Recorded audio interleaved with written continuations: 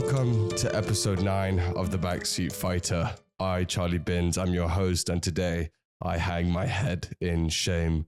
I come to you as a loser who lost to ChatGPT AI in episode 8 of the Backseat Fighter podcast. And either I'm getting more stupid or ChatGPT is developing consciousness. Either way, it's not a good reality for anybody. But let me be serious with you guys. What an amazing event UFC 310 turned out to be. The main event between Alexandre Pantoja and Kai Asakura, the co-main event blockbuster welterweight matchup between two elite fighters in Shavkat and Ian Garry. And I'm not sad at all. You know how we do on this podcast. You know, it's never about being right. It's never necessarily about I told you so. I got all the fights correct. I really want to stray away from that culture. But such a good, innocent game we played with ChatGPT in last episode. And to be fair, some of the fights that ChatGPT got correct and some of the fights that we both got correct, me and the AI, didn't really deserve to be winners. So we'll get into a lot of that. And if you know what I'm referencing, mainly that Volkov versus Gane fight, the heavyweight matchup. Little bit of a controversial win there for Sorgan, but we'll get into all of these amazing fights right now. But yes, I do have to be honest. ChatGPT won. I think it was 6-5 in the end. But let's get straight into this fight. I'm so excited to talk about these fights because, yeah, I mean, the analysis, the prediction episode we did was so good and such good reaction, such good viewership on terms of the episode itself and TikTok as well. So keep up all the tremendous support, guys. Honestly, this wouldn't be the same as it is without, you know, seeing the numbers grow and seeing you guys comment and debate in the comments. So I really, really appreciate all the support so far. But let me get into this main event, Pantoja versus Kai Asakura. Now, this fight really did play out how I said it would, and that doesn't mean I'm not still amazed and wowed by the work Pantoja does in this fight to get the submission victory. I mean, can you believe how good this guy is? He's really putting himself in that conversation for to maybe be the best flyweight of all time. Obviously, Demetrius Johnson has something to say about that, and I would put him up there at the top. But what Alexandre Pantoja is doing, I heard a stat during the commentary that he has beaten 9 of the top 10 flyweights, and obviously now has beaten the former Ryzen 2-time bantamweight champion in Kai Asakura. But let's get into this fight before I keep rambling on about how amazing I think Pantoja is. You know, before the fight, I really talked about his ability to leg kick off the jab, really heavy leg kicks, and obviously put his head offline defensively. And he pulled out the leg kicks yet again. And I thought that would be such a key thing in this fight because Kai Asakura is so dynamic, so speedy, so capable of entering the range and getting out without taking any damage. But that all comes from the movement in his legs. And I thought Pantoja's team would, you know, recognize that. And I believe he actually trained with Kyoji Horiguchi, who we mentioned in the prediction episode, lost to Kai Asakura by knockout, but then kind of rematched him, implemented the leg kicks, and ended up getting the win.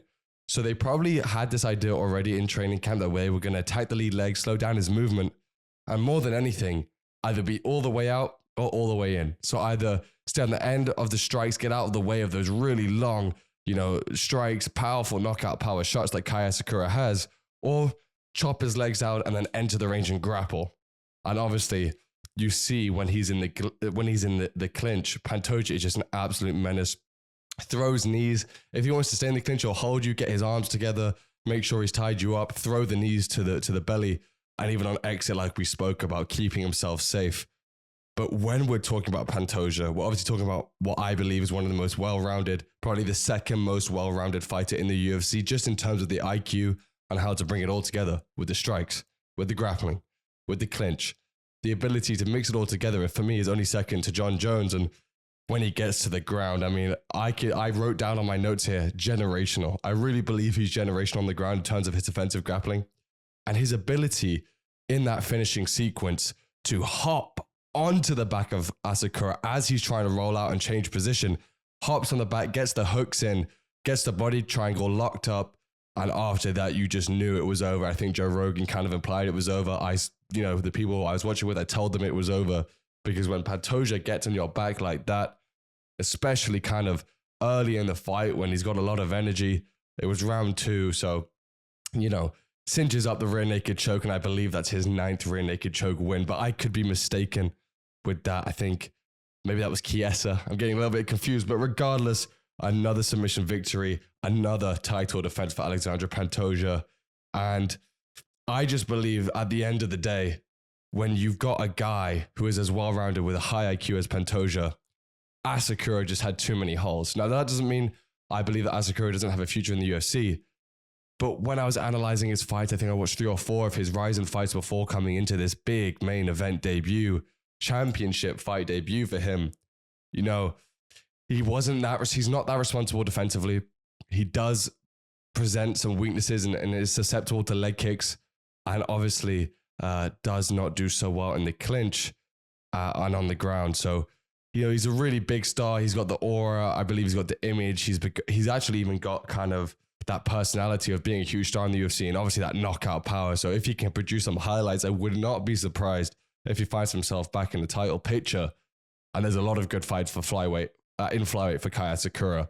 But for me, Pantoja just showed that he is really the king of this division. And in that post-fight interview, he calls out none else than Demetrius Johnson. I mean, to call out Demetrius Johnson, probably the greatest flyweight in UFC history, out after that fight, what's a great move by Pantoja, in my opinion, because it does 2 things. It shows that intensity, that intent, that competitiveness, that he wants to be known as the greatest flyweight of all time. But it also shows that he's got that marketing mindset. And third, it shows realistically that he has cleared out the entire flyweight division. As I said before, he's beat 9 of the top 10. He's beat Moreno 3 times, I believe. Brandon Royval twice. He's beat another promotions champion in Kai Asakura. I think, you know, he needs a big fight, and whether that's maybe to move up to bantamweight, or, you know, to rematch somebody else, or fight Kai Kara France. You know, I think there's not that many options from Pantoja based on his pure dominance. And that fight with Demetrius Johnson, I believe it's just impossible to happen at this point, just for the simple reason that Demetrius Johnson retired. He's 38 years old. I think he's spoken about he just doesn't have that want or need financially to fight, I believe. And I just don't see that fight happening. I don't think it's a money issue. I don't think there's a certain amount of money you could really throw Demetrius Johnson, unless it was maybe like 50 million. You know, I think it's in that range about how clear he's been emotionally in terms of his personal life with his family, that he wants to focus more on grappling, still gets that competitive juice from jiu-jitsu tournaments, but he doesn't want to fight. And I think that's a really powerful statement. And to be able to stand on that, which I think he is doing, just say, listen, guys, I'm done. Like, look, all respect to Pantoja, but my career's over. And, you know, I want to, you know, spend time with my family and do other things outside of professional fighting, because, you know, Demetrius Johnson is a guy that dedicated everything to fighting. I think he speaks about, even until his last couple of fights of one championship, that he finally even started having one beer during training camp. And, you know, the level of intensity, he was so hard on himself for all those years. You can imagine the mental toll that takes on you, the amount of pressure when you're preparing for championship fights over and over and over again. Like Demetrius Johnson, I think it was 12 championship fights in a row, or 14, something crazy, like victories in a row. We're talking about defenses, not just title fights. So, you know, I get it. Pantoja wants to take that name, take that scalp on his record, if possible, to be considered the greatest fighter of all time. But unfortunately, I don't think we're ever going to see that. And to be fair to Demetrius Johnson, he has no obligation to anybody to come out of retirement. And congratulations on a great career from him. But for Pantoja, what an absolute performance. You know, I've always rated him quite highly, but in research for this fight analysis, for this prediction, for that episode with ChatGPT AI, I became a much bigger fan because I was really studying him quite closely, and I understood the level this guy is at. Not many have reached in UFC history, and I just think he's such a complete martial artist, mixed martial artist, that is. And yeah, wow, what an amazing fight. Still lots to do for both of these guys, still many avenues to go, but especially for Kai Asakura, I don't think he should be too down on himself, and I don't think he will be. I think he's got a great future here in the UFC, and I'm excited to see what he does next. But let's get into this co-main event. Now, this for me was a fight I was so excited for. I did a couple TikToks where I kind of took it from obviously episode 8, but really wanted to highlight this co-main event because you really did have a matchup of 2 elite undefeated fighters. You know, this is combined the biggest undefeated record coming into a UFC fight in history, I believe, at 33-0 before the fight took place. But Shavkat Rakhmonov comes out with the unanimous decision, I believe. And, let's talk a little bit about this fight. Coming into this fight, I really did believe that Shavkat was going to be able to push the pace and eventually try and go for a submission. I didn't really see a knockout coming, to be honest with you, just because of the way Ian Gary is so elusive, so intelligent on the feet. And in order for Shavkat to close that distance, I did believe he was going to have to grapple Ian Gary a lot against the cage. And that is what we saw. Because if you look at their fights, their comparative fights with Jeff Neal, obviously Shavkat gets into one of the best fights I've ever seen with Jeff Neal. Absolute war. Gets rocked himself, but ends up choking him out basically with one arm on the feet with kind of like a neck crank, rear naked choke with one arm. It was insane, that highlight. But against Ian Gary, Jeff Neal wasn't, if you look at Jeff Neal versus Ian Gary fight, Ian Gary was circling the octagon, popping him with the jab, doing a great job of throwing that high kick before going low with it, entering with those lead knees and throwing the right hand off of it or throwing the elbow to exit the exchange, and would circle and kind of pop him and then kind of stand his ground and then, control the distance and really dominate the range in that fight, which gave him, for me, that unanimous decision. I mean, Jeff Neal wasn't really able to land too much of a glove on Ian Gary. And I expected actually Shavkat to kind of see the way Ian Gary moves around the octagon, and when he does kind of stand his base and sit there and wait to kind of be in the exchanges when he stops circling, I expected Shavkat to be able to actually strike with him in that range and catch him there and time him. But I think a lot of people underestimate the ability of Ian Gary, and even Shavkat seemed to have difficulties when, I believe in that second round when Ian Gary started to build. I was amazed about how he was able to control the time and control the range. And I think that's why we did see a lot of Shavkat just grabbing him, tying him up against the fence and trying to body wrestle him. And what I was so impressed with, I know I'm speaking a lot about Ian Gary here, but we've never seen somebody make Shavkat look so, human and have to compete in this way. Shavkat was trying to drag him to the ground. He had the lock with his arms around the body and tried to, tip him over and try and, trip him and get the takedowns, but he wasn't able to. And that's just because Ian Gary's hip flexibility and balance is so phenomenal that he wasn't really taken to the ground as quickly as we thought he would be. And, that's credit to him. And I'm sure Shavkat has given him credit. I saw his interview with TNT Sports after the fight, and he did say, Ian Gary's a really difficult guy and it was a competitive fight. So, after the fight, I did believe that Shavkat had done enough to win. I mean, I'm not arguing that Ian Gary won at all, but Ian Gary did such a good job, and I believe he did a lot more than people thought he would do. And, I could potentially see him winning that 2, 4, and 5, to be honest with you. But, I thought Shavkat won, but, I did think maybe it would be a split decision, to be honest with you, because I did think it was a really competitive fight. The submission attempts from both guys, very dangerous. I mean, when Ian Gary caught Shavkat in a submission, it looked very, very bad for a bit before Shavkat was finally able to get out. And a lot of us were a little bit nervous because, one of the people I was watching with is a huge Shavkat fan, my friend Emmett. And, he was a little bit nervous when Shavkat got caught in that submission. But, for the neutral, he was able to get out of it and we still had an amazing fight on our hands. But to be honest with you, I was just so impressed by both of these guys. It wasn't the most high action, war that maybe some people were expecting. But, through doing a bunch of tape study, I didn't necessarily believe that was going to happen. I thought we were going to see a technical, strategic fight between these two guys where they didn't really want to give up an inch and put themselves in too much of a vulnerable situation. And in the start, the first and second round, that's what we kind of saw, right? Kind of hesitancy between the two. But as the fight developed, obviously, fatigue, timing, learning each other's, takedown entries. I know Ian Gary did well.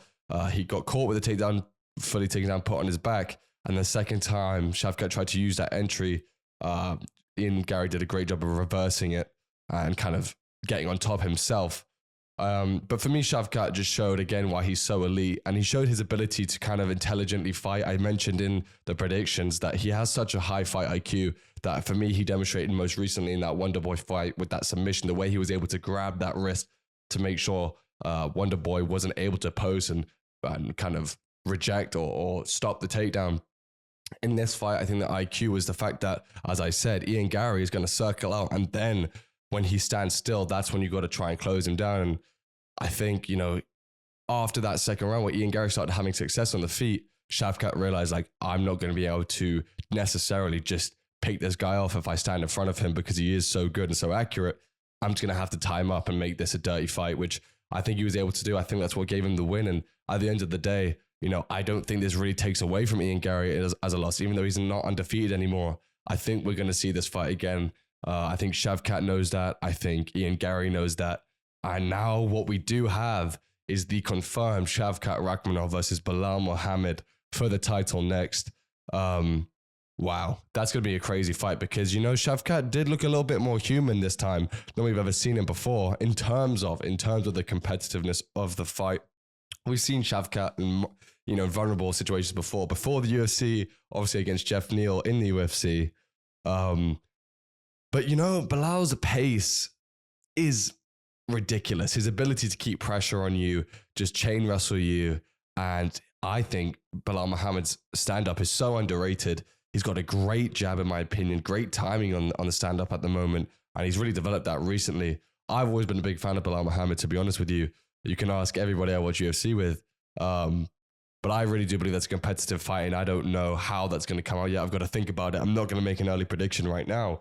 But I just wanted to say to both of those guys, you know, what an absolute fight in terms of technical ability, strategy, competitiveness, kind of just a high level elite fight that, although there was a lot of kind of, you know, vying for positions and kind of not much happening on the fence sometimes. It was just because they were so like always one step ahead of each other and kind of stopping each other from doing certain things. And, you know, I was just very, very impressed by Ian Machado's Gary's technical ability, and obviously Shavkat's ability to win this fight now puts him in that number one title, the number one contender and title fight. So absolutely electric fight, in my opinion, for the real fans of MMA. And, you know, if you're a new person watching these fights, this is like the highest level it can get in terms of strategy and technical ability. So I hope everybody enjoyed watching this fight.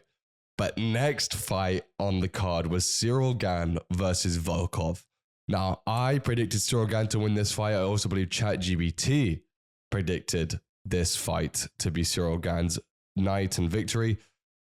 But, you know, even though it wasn't, right? Even though Ciryl Gane won, maybe he didn't. And, you know, I think a lot of people in the arena were booing at the result when Ciryl Gane was read as, I think, a split decision win. Because, you know, to be fair, the first round I probably would have given to Ciryl Gane, but I would have given the second and third to Volkov. Or maybe, well, regardless, I would have given the decision to Volkov. I think he did more. And even in that third round, even though Ciryl Gane was kind of threatening submission, he wasn't able to do anything with it. And Volkov, in my opinion, landed slightly more damaging strikes. You know, Volkov to me looked hugely improved. Let me start with Volkov because I think he deserves a lot of credit, and I think he feels he's been hard done by. I know Dana White believes Volkov won. I know his post-fight press conferences, he called it BS. But, you know, Volkov has developed so much, in my opinion, as a striker. He's shown such a ability to now switch stances, fight out of the orthodox and southpaw stance. He's got a great knee stomp. And you know what? He made Ciryl Gane look slow. And that's what my thought process was. So even on like the stand-up exchanges where I'm expecting Ciryl Gane to be a lot quicker, to be hitting him more with damaging strikes, and, you know, he still was fast in terms of the hand speed, Volkov just looked like he was controlling the exchanges more. Now, what comes out after the fight is Ciryl Gane, or basically literally after the fight, Ciryl Gane broke his toes on that first teep kick he threw to the stomach of Volkov in the fight. And from that point on, his movement was obviously compromised. You know, he wasn't able to move around as much, wasn't able to throw the kicks as well, which are a huge part of obviously Ciryl Gane's game as probably one of these new style heavyweights that's got speed, that's got movement, that's got mobility, that can enter in and out of range quickly. And that's what makes him, you know, one of the best heavyweights in the world. So, you know, it was a bit of a weird ending. You know, Ciryl Gane walks out the cage before he's even announced as the victor, as the winner. And, you know, I think a lot of people thought Volkov won that fight. And it's a little bit of a controversial win. But in my opinion, when things like that happen, it does suck, especially because a lot of these fighters are on, you know, show money, then win money. So they do get a win bonus. So Volkov probably has lost a bit of money from this result, which kind of gets into a deeper debate that I'm sure I'll do later in the week about judging and refereeing and how it needs to improve because the fighters depend so much on the results of these fights. I think Dana White whispered in Volkov's ear as he entered the cage, or in that small conversation they had on camera, that he was going to take care of him in some way and kind of maybe give him his win money or give him a portion of his win money to kind of supplement what many would call perhaps a robbery or a controversial loss. But hopefully the UFC takes care of Volkov. And for either guy, I think, Cyril Gane now is probably looking to fight, someone that's not named Tom Aspinall or John Jones for, the number one contender spot, or maybe has it already after this win. And I think Volkov doesn't necessarily lose a lot of stock from this result because, performance-wise, he probably did better than Cyril Gane here. But maybe we see a third fight, a trilogy fight, or we see a different fight for both of these guys. But absolutely, would have been, I think, a better fight if we hadn't seen that injury in terms of these stand-up exchanges. But, small margins in this game. And that's what makes fighting so incredible. And what makes fighters so incredible is that they're doing something so dangerous and so easily, something that makes your body so vulnerable in so many ways, not just in the fights, but in the training. But unfortunately, that injury did kind of change the course of the fight, in my opinion. But still, Gane comes out with the victory. And my prediction, I guess, is right. But it's not right, if you get what I mean. And I did think it would be competitive. I think Volkov has improved immensely. But let's just, appreciate both of those guys, appreciate both of those huge heavyweights. And now we're going to move on to Dominic Reyes versus Anthony Lionheart Smith. Now, this makes me a bit emotional just because of the context of which Anthony Smith was entering this fight. I pretty much mentioned every episode how much of a fan I am of Anthony Smith and his work, and on ESPN, on the Believe You Me podcast, which I'm a huge fan of. But obviously, as a fighter, I've been rooting for him ever since, especially after that loss to John Jones, wanted to see him get back to a title fight because he realistically could have done what Aljo did in that Peter Yan fight, that first one, to win the belt. He got a legal knee in the head in that fight, decided to fight on like the true bad man he is, and doesn't end up getting the title in the end and loses that fight to John Jones. And then, as I spoke about, he had a horrible thing happen to him. His coach, his mentor, his close friend, Scott Morton, dies, and he comes into this fight with a really heavy heart. And in his pre-fight press conferences, he said it was fueling him. It said that he was angry. He said that he wasn't necessarily coming for a win, but he was just going to use his anger, use that energy on Dominic Reyes, and that would get him the victory. Similarly to how he said after his loss to John Jones, that fury, that anger that he took into that Gustafsson fight was what got him the win. But, after kind of seeing the fight, I mean, if you guys didn't see the fight take place, even in the first round, Anthony Smith says basically to Dominic Reyes in the cage, please hit me, and stands there with his hands down, taking absolute beams off Dominic Reyes, who is a knockout artist. And, he did say, like in the pre-fight press conference, I don't care if I destroy myself in there. And it really showed that he really didn't even come there to win. He really just kind of wanted to take pain and punishment, which is a really sad thing to see for Anthony Smith, not only just because I really enjoy his work and who he is as a person, but also because at the end of the day, you never want to see someone in that position really taking damage that is so unnecessary. And his family was cage side, so I'm sure they were all very emotional about it. But after the fight, obviously, Dominic Reyes, great win for him to be back on a 2-fight win streak after that 4-fight skid. And now he's probably entering the top 10 light heavyweights again and kind of back on that career path towards a title shot, towards a number one contendership, if he can string a couple wins together. But Anthony Smith's interview was just, you saw him taking off the gloves. He said this is probably his last time fighting in the octagon. And I think a lot of that has to do with his coach, friend, mentor passing away. And him basically saying, I don't want to do this without him anymore. He said, I tried to not think about it, but even before I walked out, that's all I could think about. And I think, he's just such a fighter, man. He's always going to try and fight through adversity, whether that was short notice against Khalil Roundtree, whether that was the change-up of opponent from Carlos Ulberg to Roman Dolidze, and obviously something as real, heavy, and tragic as this. He still wanted to go out there and put a performance on for the fans. And I have all the respect in the world for Anthony Smith. I'm sending condolences to his family, obviously Scott Morton's as well, and just to, the entire UFC community, I think should be put on notice because the MMA community rather, sorry. this is something that I talk about a lot on this podcast, and it's really important to me that we understand what fighters have to fight through. And now this was kind of a public situation. Usually we don't know about what's going on for a fighter during training camp, whether someone died, whether there's personal issues, relationship issues, injuries, things like this, and this is really an example of, fighting is one of the most dangerous sports in the world, probably the most dangerous sport in the world. You're really risking it all.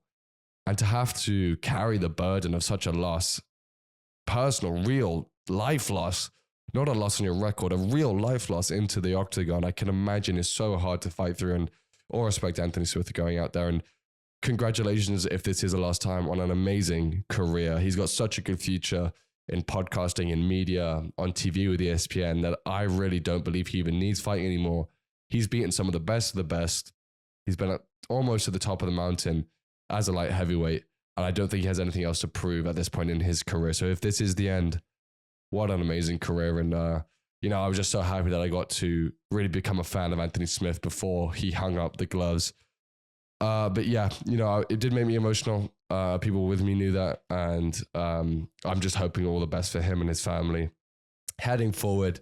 But for Dominic Reyes, as I mentioned, he's kind of probably feeling great about himself. And, even for him, I think in the post-fight press conference, he mentioned that mindset of a fighter, right? Like, as a human, I'm sure he didn't want to necessarily just punch Anthony Smith in the face when his hands are down saying, please hit me, knowing the mental state, knowing the context in which Anthony Smith is entering that fight. But as a fighter, his only job is to attack until the referee pulls him off of his opponent. And he kind of mentioned that duality of thinking whilst he was in the fight, which I thought was so interesting. You kind of had to remove yourself from that real personal human side of you sometimes when you're in a fight, because it's kind of life or death in there and your only mission is to win. So, no, I think this fight revealed a lot. I think it's really important, this fight, for the MMA community, for me, for the media, for fans, to really talk about the kind of nuances in that fight. And I hope I did a good job explaining how important both the result, the performance, and kind of the pre and post-fight context of that fight matters. But let me get now into the next fight on the card that I want to talk about. And that is Vicente Luque versus Themba Gorimbo. Now, this is where ChatGPT got ahead. This is where I believe the AI is gaining consciousness, because I really did not expect Vicente Luque to first drop Themba Gorimbo probably the first 30 or 40 seconds, but then to snatch up the anaconda. And I had all my marbles on Themba to win this fight. I can assure you that I really thought Themba had all the momentum. But let me show you. I usually don't want to break the fourth wall. Usually I write a couple of notes, bullet points. On my note card, I don't know if you can see it, Vicente is back like he never left. Because truly, I think a lot of us have kind of overlooked him in terms of his ability to kind of be in that top 5, challenging for that number 1 contender spot at welterweight again. But he's a guy that is just always dangerous, always has that finishing power. And as I mentioned in my predictions, I thought this was a huge test for Themba. Admittedly, I thought he would pass it with flying colors. But Vicente has only lost to the elite of the elite of the elite. And maybe people don't consider Joaquin Buckley elite. I do. So maybe this means that, I don't believe this means that Themba is not elite or that Themba can't be a future champion. I just believe that this proves a lot about Vicente Luque. First of all, who he is as a fighter, technical knockout power, finishing ability, tough as nails, but also as a human. To come back from being 1-3 in your last 4, to then put this performance on a UFC 310 on a huge card, on a huge stage with all the pressure in the world on your shoulders against an up-and-coming star in Themba Gorimbo, in my opinion, to hit him with a short right hand in kind of a messy exchange, but have the wherewithal, the awareness to snatch up the anaconda and put him to sleep. I mean, what an amazing performance. I don't know if he got performance of the night. He definitely should have, because that was just absolutely outstanding. And I'm so impressed. Que pelea. And in Spanish, obviously, he's Chilean and Brazilian. But, felicidades. That's just amazing. Felicidades, because that was just amazing, man. Absolute great performance by Vicente Luque. And for Themba, I don't think this necessarily means the end. I don't think this necessarily means he's not going to be a top contender at welterweight. I think he needs to go back to the drawing board and maybe just look at how he got caught in that close exchange. I mean, it was a short right hand. I think that's where Vicente Luque believes he's the best in the welterweight division, is in those messy, dangerous, up-close exchanges. And Themba just got caught, simple as that. And when you get caught like that and dropped, I mean, it's very hard to know what's going on the ground. And to get caught in a choke, once you got caught in a choke like that, I mean, Vicente Luque, technique was perfect, wrapped it up so tight, and everyone knew that it was over as soon as he locked it in. So I don't believe this means Themba's not going to be a champion or not going to be up there fighting for the belt at least. But this is just another step in his story, in his amazing story from where he's come from. He's already a champion in life. So much respect to both of those guys, but Vicente Luque, wow. I think he's back, and I think he's going to be looking up the rankings now, looking to get back into those top 5, contender, fighting for a contender spot for the title now. But let me move on now to what I probably was the most hyped up in terms of like nervousness, in terms of just feeling the energy, because I picked Aljamain Sterling to defeat Movsar Evloev, the undefeated featherweight, coming into this fight. Now, Movsar Evloev was the heavy favorite, and I believe ChatGPT also beat me here. I just believe that Aljo is elite, and that was proven yet again in this fight, because this was such a competitive fight, man. And I really thought, we were going to see a lot of stand-up, because these guys are two of the best grapplers in the UFC, and at least in the featherweight division, right? So I thought maybe they would kind of cancel each other out on that and just start striking with each other. But no, we saw one of the most intense, high-paced, kind of like pure energy grappling I've ever seen in a UFC fight, in a UFC fight, full stop.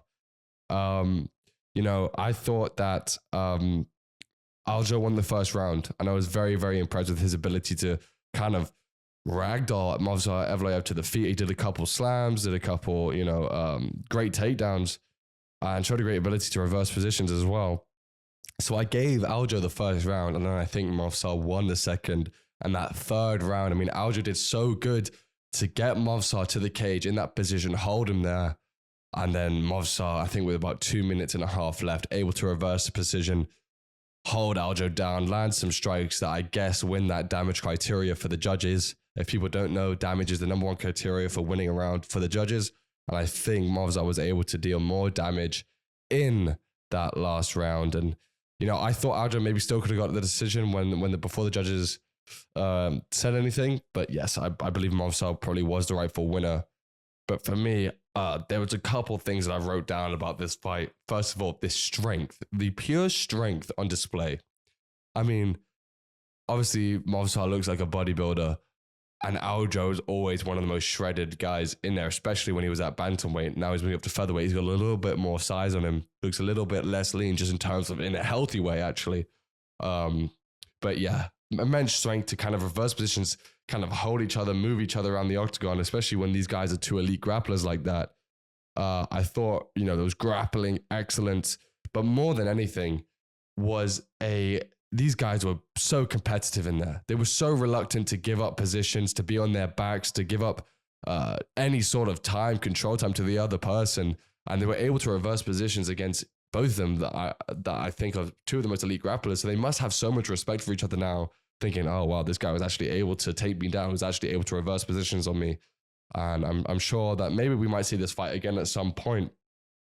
But I was just so impressed with the pace, with the competitiveness on the ground. And that's what a really fun, competitive fight looks like in grappling, when they're both reversing positions, able to hold each other down for a bit. You think, okay, he's going to win it. And out of nowhere, the other person is able to do something to switch up the fight, switch up the momentum of the fight. And yeah, wow. I think Movsar Evloev is now putting himself in that number 1 contender spot. We probably should see him fight for a title soon. And at 19-0, it's kind of strange with how many decisions he has, but he is 19-0, and I think now he's probably undeniable for that fight with Ilia Topuria. And that would be such an interesting fight, because obviously Ilia has the advantage on the feet. That's not a secret. But, does Evloev have the ability to challenge Ilia's grappling? Because Ilia's grappling is still one of the best in the division, if not the best. So that's going to be a very, very interesting fight to break down and analyze. But for me, Aljo doesn't lose any stock. I think Aljo's stock even stays the same or goes up. And I'm hoping to see him in another big fight at featherweight. And I think he still can get to a title shot in this division, especially at 35. He's still got some time to put a run together. And I think he's probably 2 fights away from a title shot. So hopefully we see Aljo get back in there. I'm a huge fan of his game. And I was really, thinking he was going to win this fight and upset that undefeated streak of Movsar Evloev. But let me get now to a fight I didn't speak too much about in episode 8.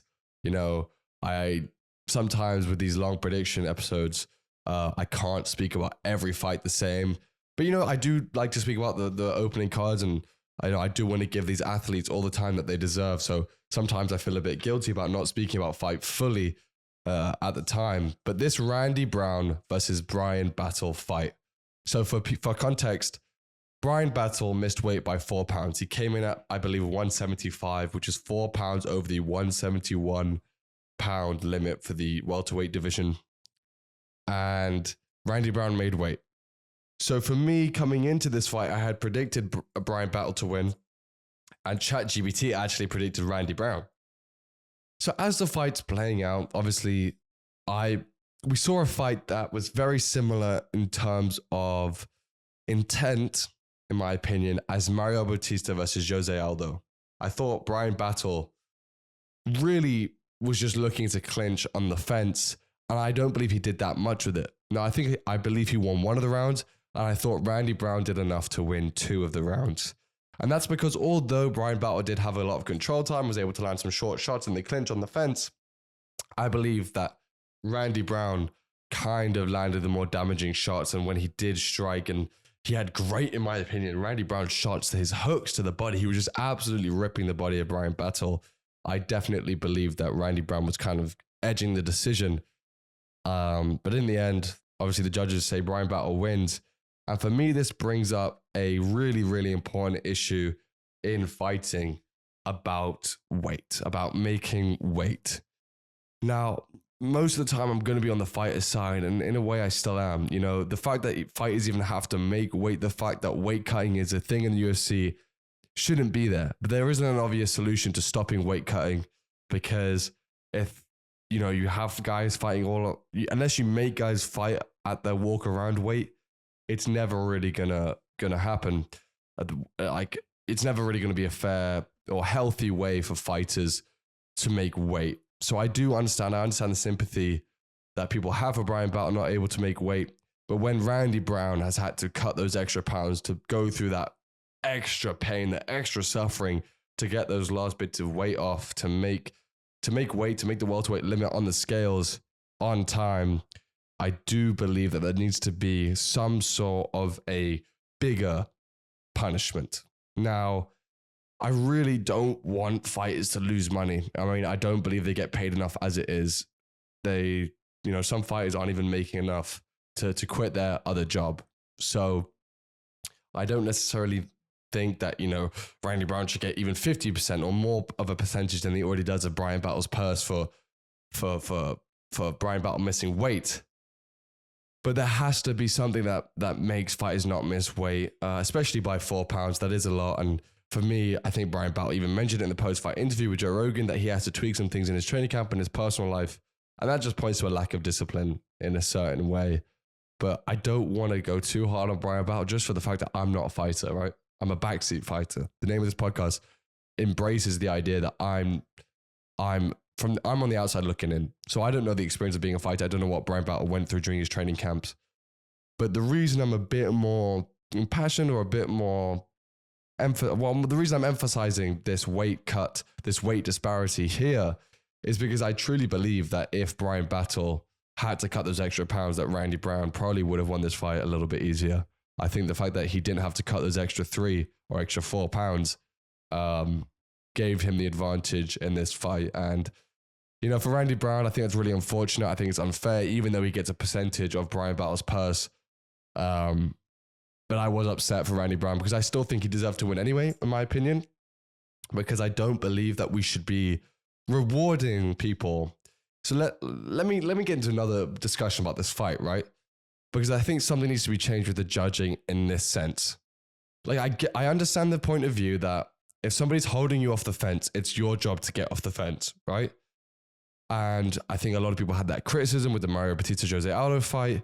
And I think Joe Rogan kind of backed up Mario Batista, and with the idea that like Mario Batista was holding Jose Aldo, so Jose Aldo's losing that position, and it's his job to get off the fence. And if that's the only thing to judge, then Mario Batista's winning that exchange, right?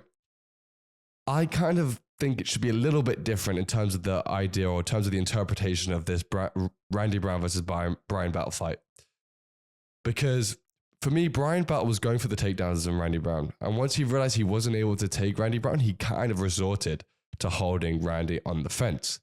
So if you, for me, if you go for a takedown and it's defended and you can't get it, then Randy Brown has won that exchange. If you are then only holding Randy Brown on the fence because you aren't able to take him down, I think that shouldn't necessarily be anyone's winning that exchange, and that counts as zero. That just counts as a neutral position. When that position separates and we can judge the rest of the fight about who landed the harder shots, I believe Randy Brown therefore won the rest of those sequences, or most of those sequences, and landed the bigger damaging shots. So therefore, Randy Brown should win those rounds.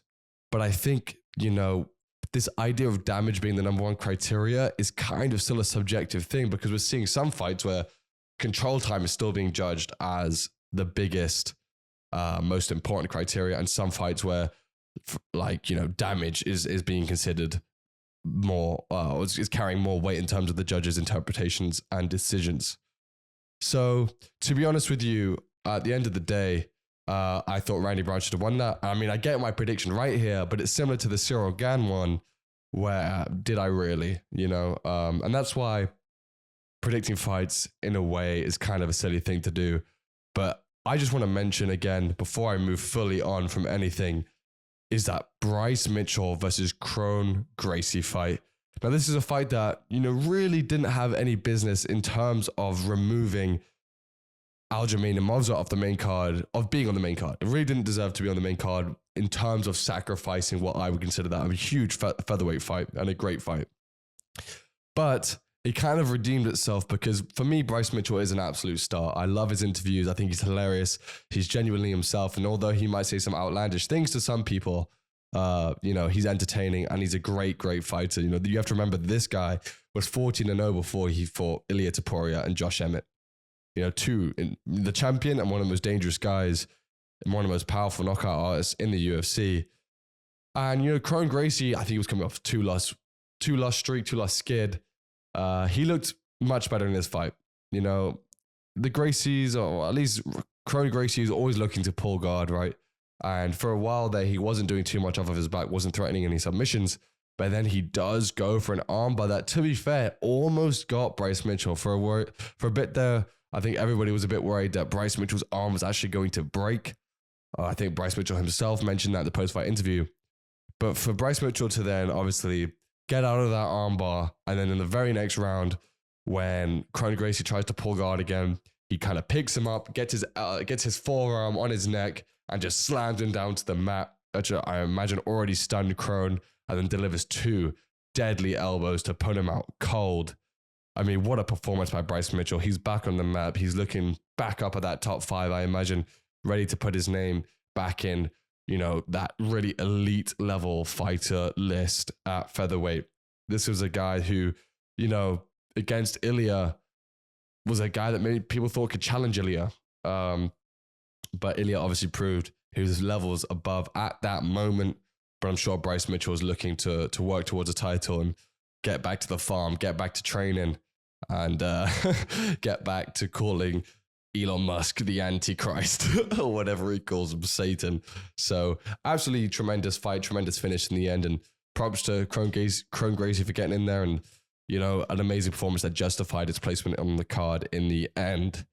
I just quickly want to mention, before I move on to a bigger, discussion in a second, the obviously Do-Ho Choi fight, amazing finish of Nate Landwehr. I predicted Nate Landwehr to win, I believe, in the episode, even though I was kind of 50-50. Amazing performance, announced himself as a super technical threat, and I think in the end gets a submission win, or a knockout win of Nate Landwehr. So amazing dominant performance across the 3 rounds. And Nate Landwehr just looked out of his depth. He usually gets into rough, tough fights, and he tried to kind of make that fight with Doo Ho Choi, but Doo Ho Choi just absolutely dominated him and ends up getting the victory. Before I move on, I will mention 2 more fights, because I did mention one of them, at least in episode 8, and I need to mention another one. The first one I need to mention is Kennedy Nzechukwu versus Lukas Brzeski. I don't know if I said in episode 8 that I thought he'd win by knockout. I definitely thought he would win. For me, he's just such a rising star in this new division at heavyweight. He looks great. I think that's 2 back-to-back first-round knockout wins. He just looks rejuvenated. Dream podcast guest for me. I've reached out to him. Hopefully, we get him on the podcast at some point, because I think he is just going to be an absolute menace in a heavyweight, and I think he's going to put himself in, top contendership very, very soon, because heavyweight is open right now for a rising star. So absolutely amazing performance by him. Wanted to mention that. And then finally, I did just want to mention the Chris Weidman versus Eric Anders fight. I thought Chris Weidman obviously looked quite decent up there, dropped Eric Anders at one point, but ran out of steam, and the ref just had to jump in after the ground and pound. He wasn't defending himself intelligently, although the strikes weren't the most devastating you've ever seen from Eric Anders. Chris Weidman just looked like he wasn't, necessarily aware of where he was, and wasn't able to, even post or protect himself, or even look to just kind of hold Eric Anders in the guard. Just really received too many shots for the referee to allow that to keep going. I believe it was Mark Smith that had to jump in. And you know what? I will go through a couple more fights on the card. I thought Michael Chiesa looked immense in his performance against Max Griffin, getting that submission in round 3. I'm sure he wants to be that main event or co-main event for the Seattle Fight Night in the first quarter of 2025.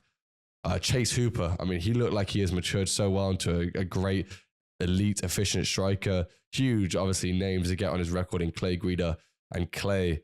The passion he still has for fighting is absolutely amazing. I think he's had 60 MMA fights now, and still competing at age 43 years old. We never know. Maybe he has another fight in the UFC left in him, but we'll wait to see that. That was an absolutely beautiful performance by Chase Hooper. Looked so good on the striking, and then obviously the grappling, his ability to float with the changing positions of Clay Guida, his ability to lock up that arm bar, and I think actually injure Clay Guida's joints in the elbow there, maybe possibly doing some damage long term.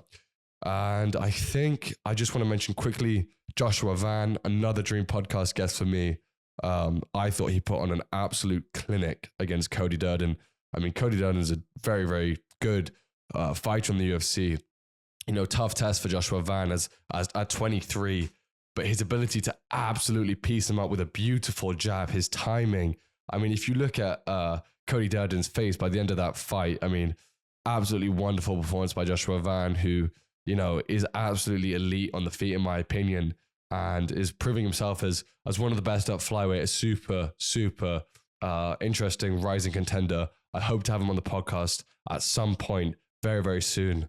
And wow, I'm very, very excited about him. And I think he is definitely going to gain some similarities to Max Holloway in the way he fights on the feet. It's very, very similar.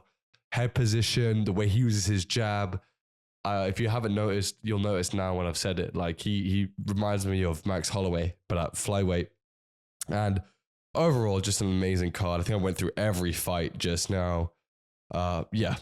Absolutely amazing card. And although I did lose to ChatGPT, at the end of the day, this podcast, this show, this media group, this everything that I want to do in this space has nothing to do with necessarily about the I told you so, the competing, now that I lost to ChatGPT, he doesn't know anything. Or, if I see somebody else get their fight predictions wrong. No, it's about how you come to that conclusion. If you really put the effort in, the analysis, you investigated, you had logic, you had reason, or you just playing out like a fighter, you want a fighter to win, and you acknowledge at least that bias is coming into your conclusion, your analysis. That's what this is about. This space is about conversation, dialogue, not necessarily about, I got 5 fights right and ChatGPT got 6 fights right. That was a fun, innocent game. And I think it's something I'd like to continue in the future, but I don't want to misconstrue the purpose of it for the listeners or the viewers of this podcast. I'm really excited to hear about what you guys thought of the fights, and let me just get into a small discussion very, very quickly at the end here. I know it's going to be quite a long episode, but I want to kind of return back to that missing weight thing, or just terms of fighter health, just to make sure I'm clear on what I mean. And this UFC 310 had a lot to do with both of those things. Fighter health is so paramount for me. I think it's the most important thing in terms of obviously damage people are taking in the ring, in the octagon, sorry. Mental health, like Anthony Smith coming into this fight.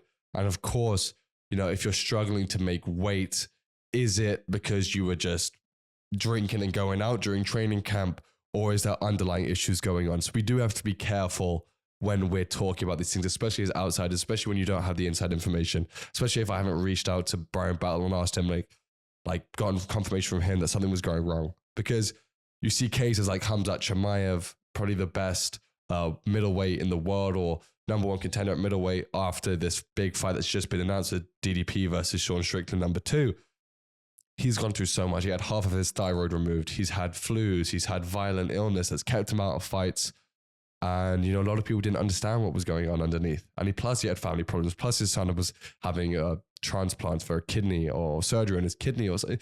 A lot goes into what these fights have to deal with. And I just wanted to mention that at the end of the podcast. At the end of the day, me talking about these fighters, me having this show, none of it would be possible without them. And even when they win or they lose, I want everybody in this community to understand these are special human beings. What they do, none of us could do necessarily, unless you are a fighter listening to this or you want to be a fighter. What they risk, what they go through is very different to any other sport on the face of the planet. I'm sure, like, for example, Volkov is a great example on this fight. Probably deserved the win, but doesn't get to redeem it on a Friday night. Doesn't lose a basketball game on the Tuesday, and then the next night has a game to redeem himself and get the victory. Volkov minimum probably has to wait 2-3 months to get back in there if he doesn't have any injuries from a long training camp. So just the stakes, the consequences, the nature, the culture, and the health effects of this sport just are so different. It's why we love it, to be honest, because the consequences are so high, but it's something I really do want to bring to light.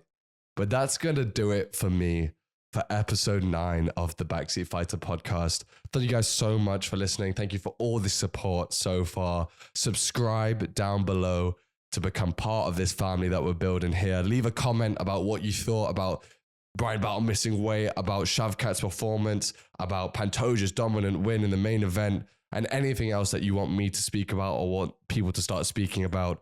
We had such good support on the TikTok. I think it was over 3,000 views on my Anthony Smith TikTok. And I just want all of this space to keep growing, because at the end of the day, this is about the community. This is about, growing combat sports, growing MMA into a more healthy and accepting place for dialogue. So thank you so much. Watch out for ChatGPT. Watch out for the iRobots that's happening right now. Bryce Mitchell, I'm sure, agrees with me. But yeah, thank you guys so much for watching. And I'll see you very, very soon for episode 10 of the Backseat Fighter podcast. Thank you so much for watching.